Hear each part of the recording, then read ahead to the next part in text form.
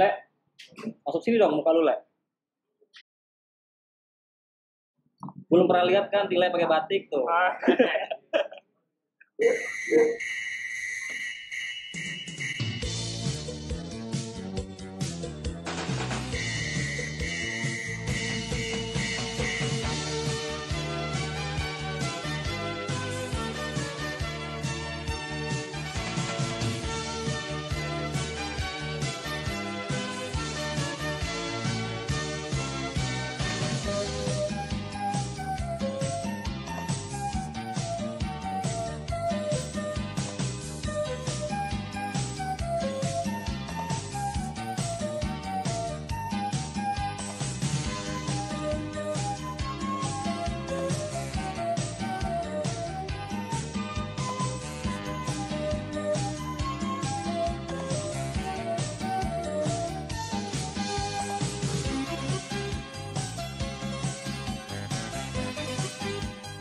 Halo rekan-rekan sebangsa tanah dan sebangsa air.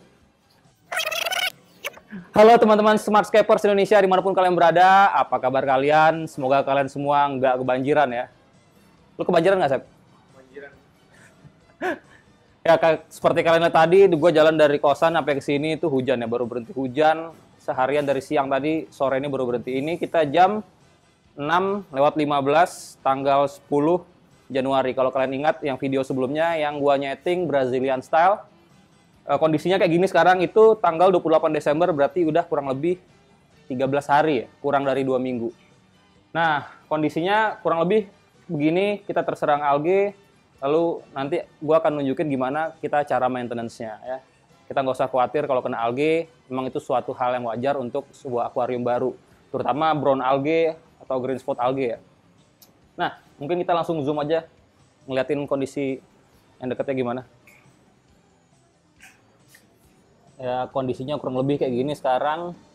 Ini udah hampir 2 minggu, tanaman yang belakang yang tadinya dari farm merah, sekarang jadi hijau karena kita belum masukin pupuk, lalu juga CO2-nya sebenarnya agak kurang sih. Dan lampunya belum dinyalain semua, belum powerful, dan lampunya jaraknya masih jauh banget ya, sekitar ada 40 cm. Nah, kita lihat kondisinya ya. Paling banyak terserang brown algae ya. Terus ada beberapa titik juga ada blue green algae. Sama di batu dan moss ini banyak banget brown algae. Seperti yang pernah gue bilang di video sebelumnya, brown algae itu suatu hal yang wajar untuk akuarium baru dan ngebersihinnya gampang banget. Makanya nih kita udah mulai masukin udang sama keong beberapa ya. Ini kondisi stem plant-nya kalau dilihat dari atas.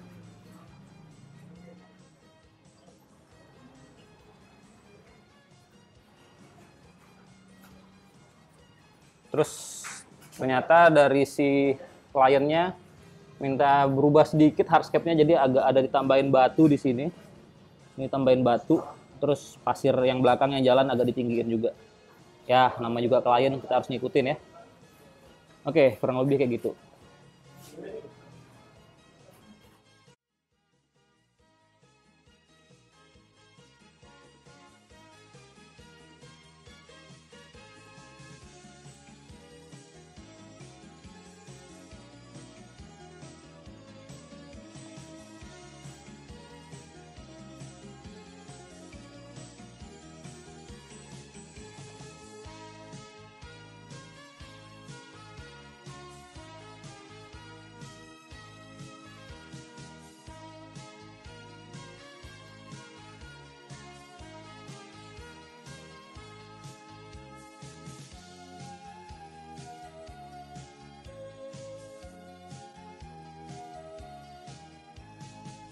Lumayan kotor kan brown algae.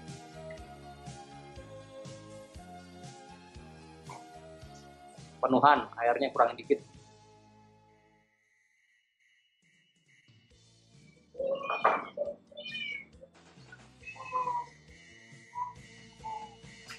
Aduh, meong.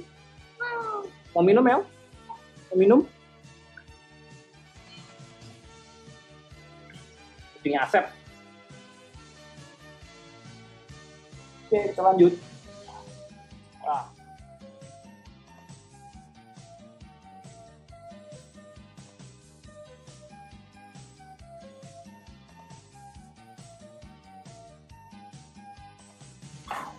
Kita lanjut trimming mouse sedikit, pakai springnya enak banget.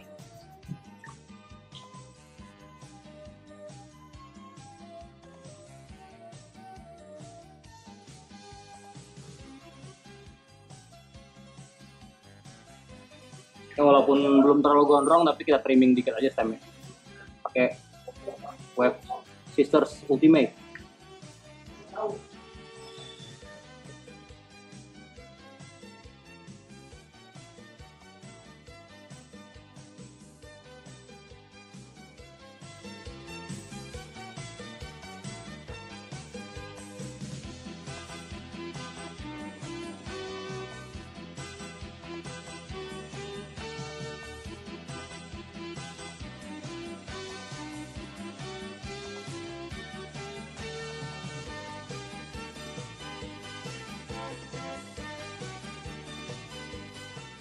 Hal yang terpenting sih dalam trimming stem kayak gini, kalian harus trimmingnya tetap dalam membuat kontur ya, tergantung dari kelompok stem yang kalian buat kayak ini. Ini yang kelompoknya Rotala Vietnam Mewalici, dibikin agak lebih pendek, di belakang dibikin agak lebih tinggi dengan membulat. Jadi dari depan tuh terlihat pengelompokannya jelas dan konturnya kelihatan bagus. Pada saat nanti dia udah mulai tumbuh lagi. Oke, sekarang kita sifon pakai selang kecil.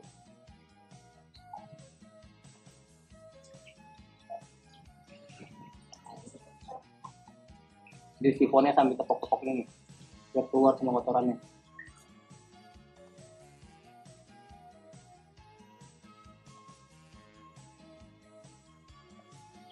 Yang paling utama tuh banyak kotoran-kotoran itu di muat. Nah, kotoran-kotoran inilah yang menyebabkan amonia yang menyebabkan algae. Jadi kalau lagi bersihin tepok-tepok lebih sedot. Hati-hati kalau belum terlalu ngakar, ntar pada ngangkat.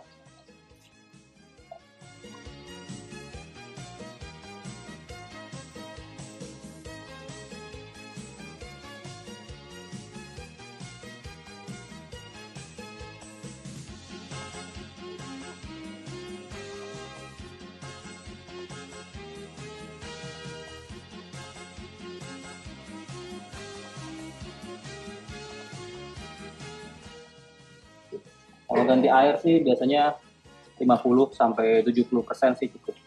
Jangan terlalu banyak juga ganti airnya, karena nanti kalau misalkan terlalu banyak dikasih air yang baru, tanamannya kaget, udah adaptasi lagi. Paling kelihatan itu dari fauna biasanya, udang, ikan, lagi keong tuh ya. Misalkan parameter airnya berubah signifikan, dia pasti akan keluar dari akuarium.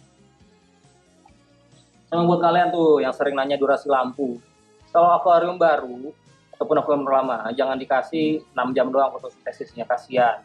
6 jam itu istilahnya tanaman tuh baru-baru mulai puncak-puncaknya fotosintesis lah, terus kalian matiin lampunya. Sama kayak orang lagi makan padang, lagi enak-enaknya, terus kalian ambil makanannya, kurang lebih kayak gitu. Jadi mau akuarium baru, mau akuarium lama minimal 8 jam. Asal kalian pakai CO2 ya, CO2 tambahan. Minimal 8 jam. Kalau misalkan kalian ngerasa kurang, bisa tambahin sampai maksimal 12 jam. Itu kalau kalian pakai CO2. Tapi kalau nggak pakai CO2, biasanya pakai siesta ya, 5 jam nyala, 4 jam mati, 5 jam nyala lagi. Sama suka ada juga yang nanya, bagusnya lampunya nyalanya pagi atau malam bang? Ya terserah kalian, seringnya di rumah, atau seringnya di kamar, seringnya ngeliat akuarium itu jam berapa. Tanaman itu nggak akan tahu mana siang mana malam, kecuali dikena cahaya matahari. Jadi dia menganggap mana siang mana malam itu hanya dari hidup lampu. Mungkin habis ini saya CO2 ganti diffusernya, terus dikencengin, lain, kejar pH kisaran 6,6, 6,7. Atau kalau mau gampangnya pakai drop checker sampai ke sini drop checkernya. Habis itu mulai kasih pupuk aja. Ini kan udah mulai masuk minggu ketiga kan, mulai kasih pupuk, kasih awal tanam dulu aja.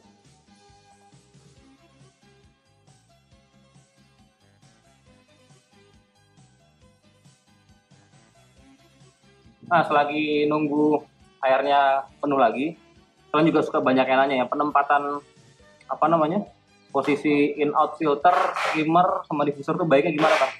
Sebenarnya gue udah bikin video khususnya sih, cuman belum tayang. Nggak tahu nanti mungkin tayangnya sebelum video ini atau setelah video ini. Cuman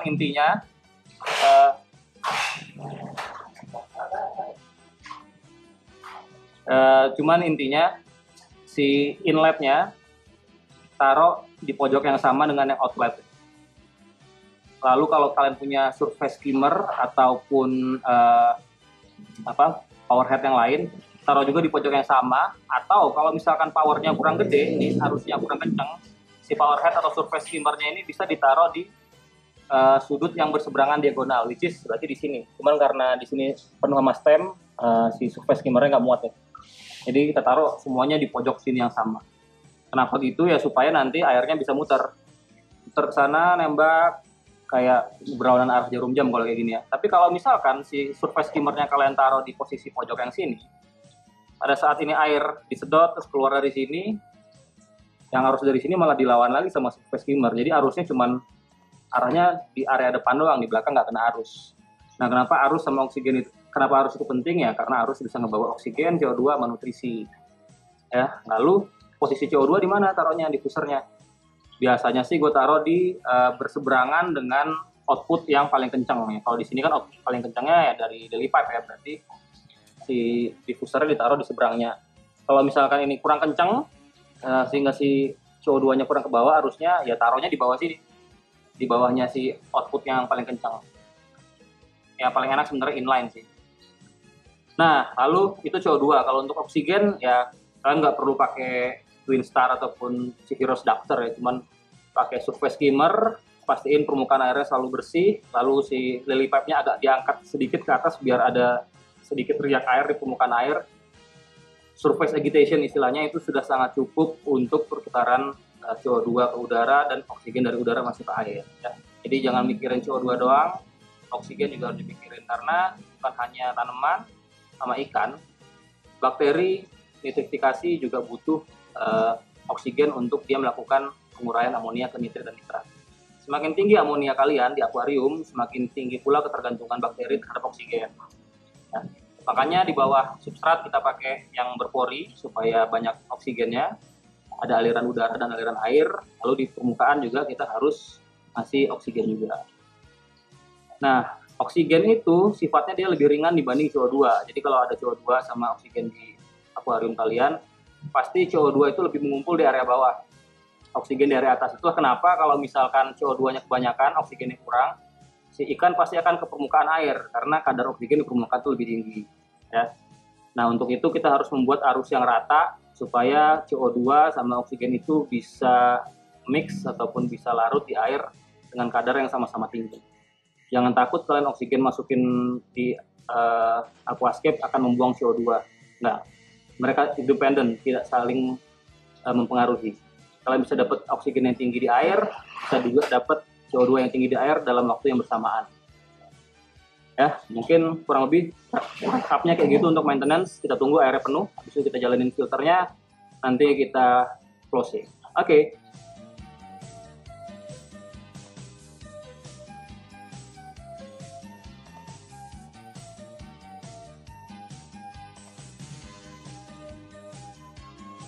Oh ya, buat tambahan, kalian harus rutin ngecek kondisi parameter air kalian ya. Kita pakai di sini GBL Easy Test. Ya. Bentuknya begini, kayak strip, kayak kertas lakmus, cuman ada 6 macam yang diukur.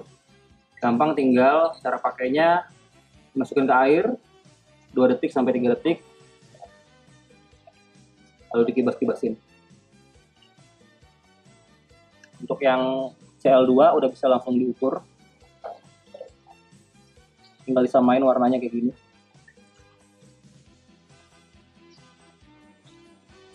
Nah, di situ kalau dilihat warna CL kan mirip sama yang kadarnya 0. Jadi CL2-nya 0.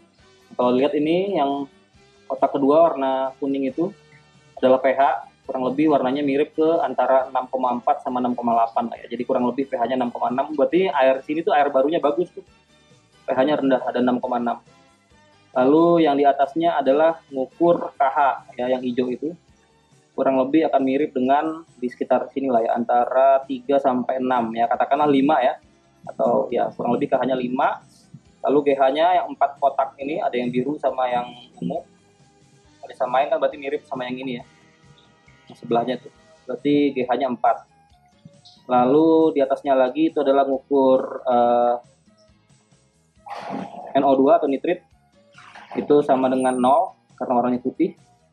Lalu yang paling atas itu adalah untuk mengukur nitrat, itu kurang lebih ya 10 Pak. Karena belum dikasih pupuk jadi nitratnya masih kecil. Jadi air barunya kurang lebih pH-nya sekitar 6,6 sampai 6,8, KH-nya kisaran 5 sampai 6, pH-nya kisaran 4, nitritnya 0, nitratnya kisaran 10. Sebenarnya cukup oke air barunya untuk parameter air di Lenteng Agung, karena musim hujan kali ya, jadi airnya bagus. Ini berarti memang sangat kelihatan pada saat airnya udah dijalanin, pH-nya naik sampai 7, berarti CO2-nya kurang. Jalurnya harus diperbaiki sistemnya. Kelihatan juga dari tanaman yang stunting, tumbuhnya kurang oke, itu CO2-nya kurang.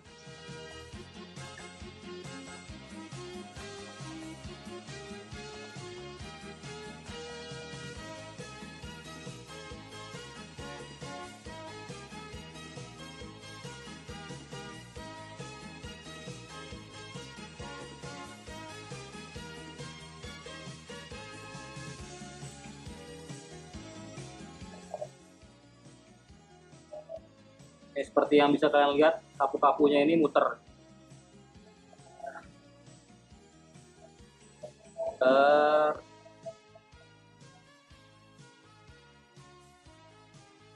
Nah, artinya arus kalian penempatannya udah bagus karena airnya muter 360 derajat ya. Sama lily pipe-nya sengaja agak dinaikin biar ada sedikit riak, sedikit arus sehingga oksigen gampang masuk ke air seperti yang gue jelasin tadi ya.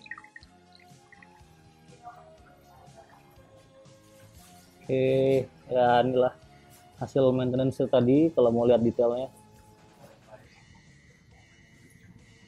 Ini monte dan mosnya udah jauh lebih bersih ya. Batu-batunya juga udah dibersihin dari algae.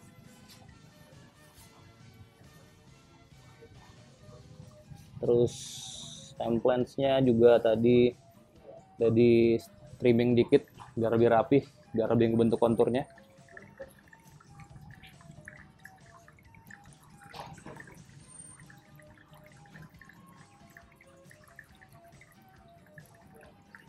Ini kalau mau lebih detail melihat arus yang dihasilkan sama lily pipe.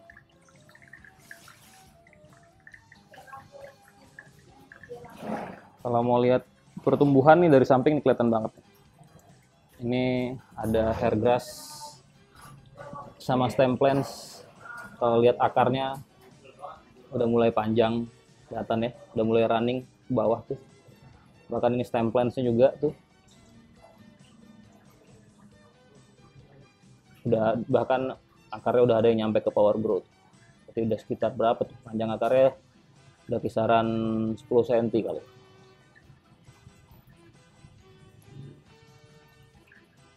Oke, jadi tadi gue udah ngejelasin dan praktekin juga gimana cara maintenance yang biasa gue lakukan di Aqua Jaya. Sebenarnya nggak sih, anak-anak yang lebih sering maintenance di Aqua Jaya makanya pada nggak bener. Jadi intinya gitu, bersihin kaca kalian, lalu hardscape yang ada algae ataupun kotor bisa dibersihkan pakai brush, tadi pakai sikat kawat gitu ya. Tadi bukan kawat sih, nilon sebenarnya. Lalu juga yang paling utama sebenarnya sifon. Tanaman-tanaman ataupun pasir-pasir, sifon harus detail, harus bersih.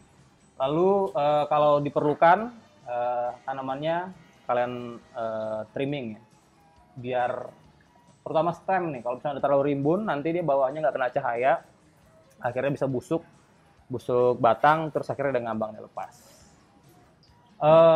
Mungkin segitu dulu karena ini kayaknya kapan Sep mau diantar Sep? Seminggu lagi. Ya ini seminggu, kurang lebih seminggu lagi akan diantar ke tempat klien ke si Ibu Cantik di Cibubur. Mungkin minggu depan gue nggak bisa bikinin video karena kemarin kalian banyak yang request gimana cara mindahin akuarium seberat ini ke tempat klien. Nanti kalau anak-anak lagi mindahin, kalau lagi pada iseng mungkin akan ngevideoin, saya upload di Instagram atau di Facebook aja ya. Untuk jadi konten YouTube kayaknya kurang proper.